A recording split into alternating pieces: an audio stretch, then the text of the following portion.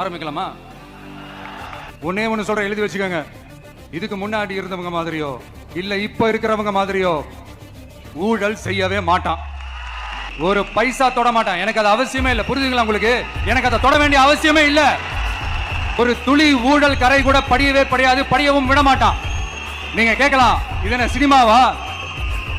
இதன முதல்வன் படமா? ஒரே நாள்ல வந்து இவர் எல்லாத்தையும் கிளீன் பண்ணிடுவாரான்னு நீங்க கேட்கலாம். ஓகே, பிராக்டிகலா அது பாசிபிள் இல்லதான். But it is a process, right? It is a process. இப்படி எதுக்குமே ஆசைப்படாத ஒருத்தன் அரசியலுக்கு வரான் அப்படின்னா, அவன் கண்ணு முன்னாடி ஏதாவது ஒரு தப்பு நடக்குது அப்படின்னா, அவன் கண்ணு முன்னாடி ஏதாவது இந்த மாதிரி ஒரு ஊழல் நடக்குது அப்படின்னா, அதை பார்த்துக்கிட்டு அவன் சும்மா இருப்பான்னு நினைக்கிறீங்க?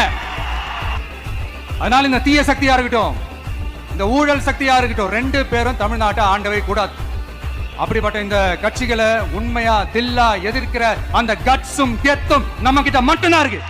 அதனால நீங்க என்ன சூழ்ச்சி நம்ம மேல பண்ணாலும், என்ன அழுத்தம் நீங்க கொடுத்தாலும், இந்த அடங்கி போறதுக்கோ இந்த அண்டி பொழைக்கிறதுக்கோ இல்ல இந்த அடிமையா இருக்கிறதுக்கால நம்ம அரசியலுக்கு வரல. யாருக்காகவும் எதுக்காகவும் நம்மளோட அரசியலை காம்ப்ரமைஸ் பண்ணிக்கவே கூடாது. செய்வீங்கல்ல? எல்லாரும் ஒரு நிமிஷம் எனக்காக எந்திரிச்சு நில்லுங்களேன் ப்ளீஸ். நான் சொல்றதை கொஞ்சம் ரிப்பீட் பண்ணுங்க.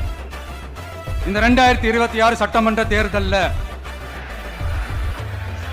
நாம எல்லாரும் உண்மையாக உழைப்போம், சத்தியமாக உழைப்போம், உறுதியாக உழைப்போம், ஒற்றுமையாக உழைப்போம். தேங்க்யூ. ப்ளீஸ்.